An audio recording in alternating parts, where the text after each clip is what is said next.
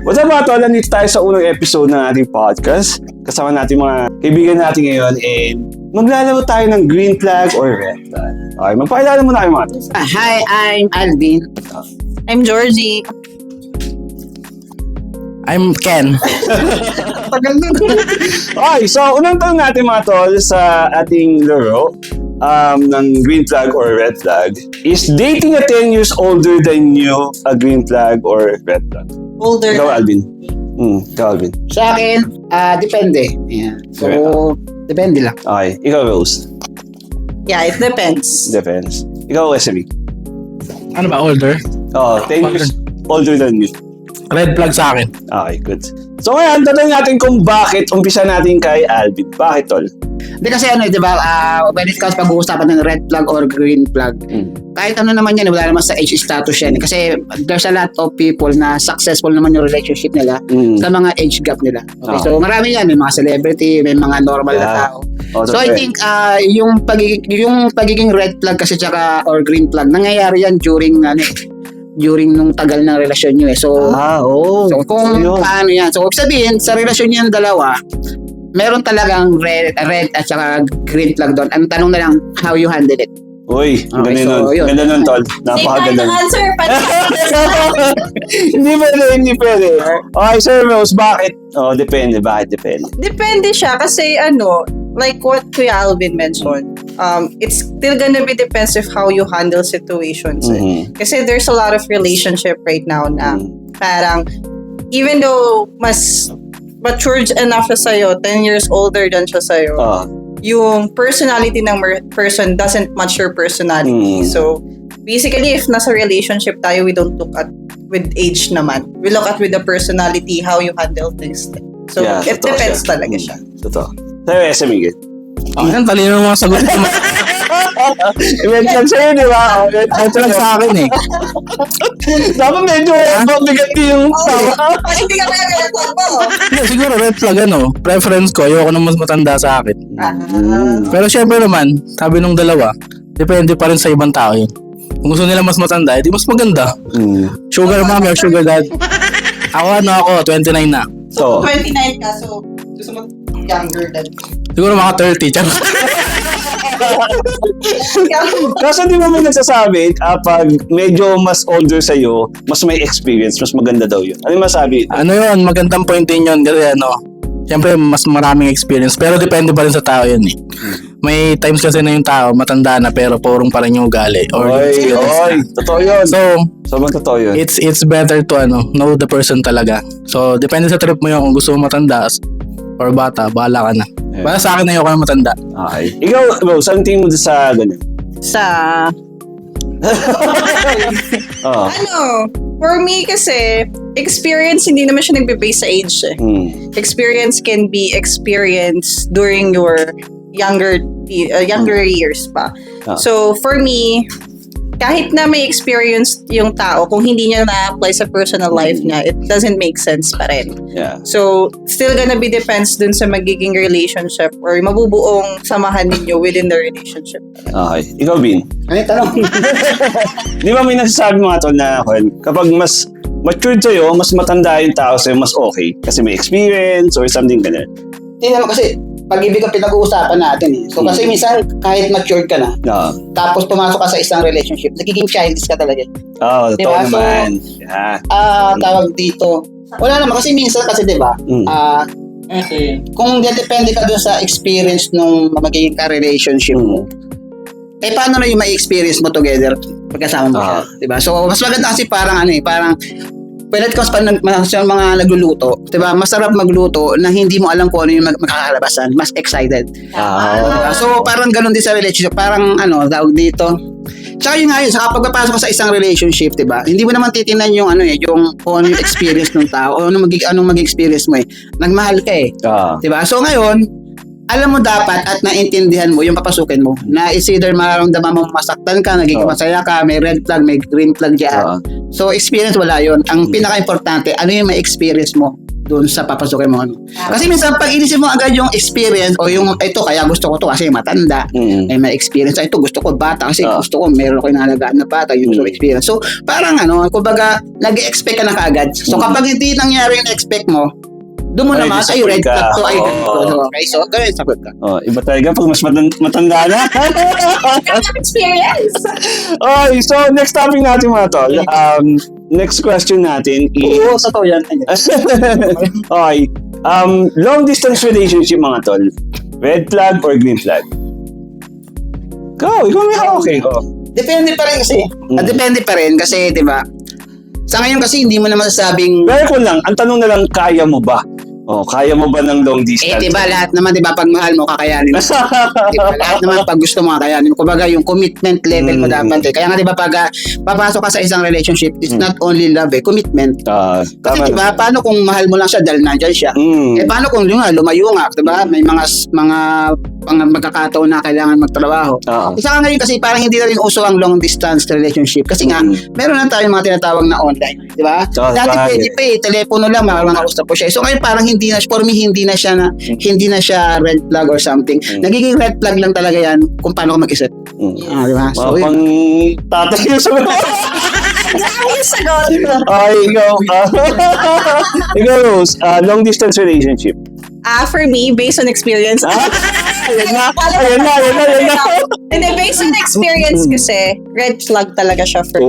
Okay. Kasi yun nga, sabi ni Kuya Alvin, it depends kung paano mo siya i-handle It's gonna be your experience Kung magiging red flag lang siya, kung paano mo siya i-handle, diba?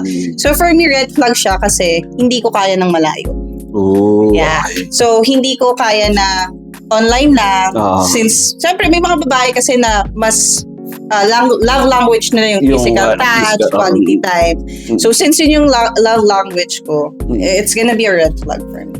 yun dapat. Ikaw, SME. Masarap yun kasi imagine ko, kayo kita matagal. Sa atin nga yan, ito pwede yun. Masarap yun, makmaan yun eh. Ikaw, SME. Sa akin red flag din. Physical touch din tungkol nito. Physical language niya. Physical touch din kasi yung love language ko eh. Actually, hindi naman talaga term red flag yung ayoko lang talaga nung LDR na No idea ng term. distance. So yun lang. Mas gusto ko nawa ko yung jowa ko. And meron most of the time, 80% calculation. Ikaw yung survey ko naman tayo. Nabasa ko lang siya, 80% okay. of the relationship that is not working is because of LDR. Kasi doon nangyayari yung cheating, yung kung ano-ano pang mga issues. Kasi sometimes people tend to be loyal. Diba? Sabi na loyal ako, ganito. Pero they are not devoted dun sa relationship nila. So, yeah. Daling matokso. Mga babae pa naman, daling matokso. Hindi yan ang topic natin. Teka lang. Okay, so third question natin to. Medyo konto. Since si isa yung babae sa atin, i-last natin siya sa tanong na to. So, dating a single mom, red flag or green flag sa'yo? Red flag! Bye. Alam niyo kung bakit? Kasi single mom tong katabi ko.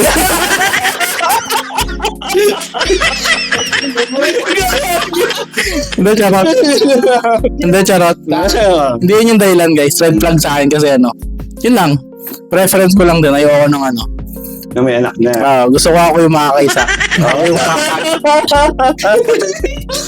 Okay, next. Okay, so ikaw muna, Bino. Ikaw muna. Flag. Actually, parehas na naman. Balagi akong parehas. Kasi nga, again. So kaya mo na, mag-date ng single love? Oo. Nagkataon lang na hindi ba nangyari sa akin. Pero, huwag kang defensive. ang mother ko is single mom. Tapos nakilala siya ng father ko. Same ako. So. Okay, so walang problema. Kasi nga, again, dapat alam mo yung papasukin mo. Okay, kasi ang mahirap kasi, kaya nagiging red flag siya sa iba. Pag i-date na lang yung single mom or single dad, yun lang ang pinag-uusapan eh. Yung yung dad tsaka yung mom. Hindi na nai-include yung mga anak. So kasi syempre, bawa ikaw, maniligaw ka ng single mom. Kailangan mo din ligawan yung anak niyan. Yun yung pinaka-importante. Totoo naman. Kasi kumbaga yun na yung magiging parang preference pa tawag doon. Bawa ako, single mom ako. Gusto ko magustuhan mo na tong anak ko. Ito na yung magiging basihan ko, hindi na kung paano mo ko papakitaan na maganda. Kasi pwede mo kong ligawan eh. Ang tanong, kaya bang pakitaan na maganda yung anak ko?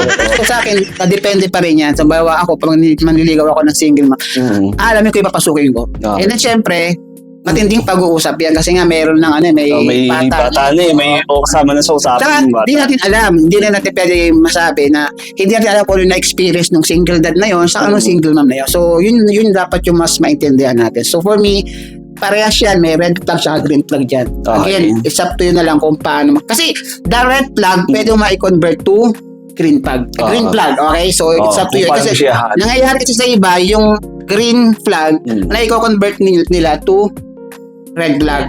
Tsaka isa pa, nangyayari kasi minsan kapag alam nila tayo mga lalaki tayo, no? Pag parang nakakakita tayo ng mga single mom, nakakakilala ng single mom, parang feeling natin it's easy to get. Ayun. Saka mangyayari man is hindi man mag-work yung relationship namin, okay lang. Hindi ako talo. Parang ganon, diba? So, yun yung dapat na maalis natin sa ganon, diba? Kasi, sa ngayon, diba, ang daming successful relationship ng mga single mom, single dad, diba? So, yun nga. Very clumsy. Saka pati kung, basta dito, nagpa-matter pa rin kung talagang mahal mo at saka tanggap mo yung red flag niya. Okay. Nice. Ang ganun. Okay. So, ngayon, dito tayo sa ako natin. So, yun. So, red flag or green flag, dating a single dad. Single dad. Yun lang kaya mong i-tolerate na lang kung isang anak, dalawang anak. For me, based on experience, since yung ex ko, single dad siya, charot lang. Siguro, it's gonna be a red flag if bum yung parents or bum yung father. Meaning to say, if, hindi niya kayang supportahan, hindi niya kayang alagaan yung anak niya. Kasi, there's a lot of guys, or, let me quote na lang, yung naging ex ko, pag narinig ko ito, matay. Jesus. And then, meron to na very hands-on sila sa anak nila. But, pag pumasok ka dun sa relationship, together with the son or with the daughter, hindi pala ganon. So, it's more on yung parents pala yung nag-aalaga. Nasa'yo lang yung anak mo, pero hindi ikaw yung nag-aalaga. Kasi, makikita mo din yun sa isang tao eh. Red flag for me if, like for example, mas nagbibigay siya ng oras sa'yo kaysa sa anak niya. Mas nagsispend siya sa'yo ng money kaysa sa anak niya. Kasi, para sa akin, if mahal kita, you doesn't even, like, yung money hindi siya magmamatter for me eh. Kasi you have your own child. So, dapat mas more on nag-give ka sa kanya kaysa nag-give ka sa akin. Kasi kung mahal kita, mas aalagaan mo yung anak mo kaysa aalagaan mo ako. Well, technically, nandun naman siya sa side na alagaan mo din ako. Pero, mas more on focus ka sa anak mo kasi anak mo siya eh. Obligasyon. So, dun siya pumapasok na red flag. But it's gonna be a green flag if ever, kasi yung, alam mo yung mararanasan mo na meron ka na ding magiging anak. Diba? So, para siyang nag-buy one, take one ka na, mas especially if you're into children, mas mag-focus ka doon na may maaalagaan ka na din. Kung naalagaan niya yung anak niya, for sure maaalagaan ka din. Pero ilang anak yung kaya mong i-tolerate? So, kahit tatlo na yung anak niya, dalawa? For me, isa lang. Okay. Dalawa is hindi na siguro kaya.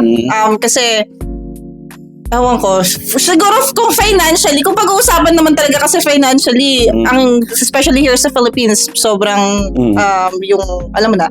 So, for me, isa. Okay. Yun. Thank you.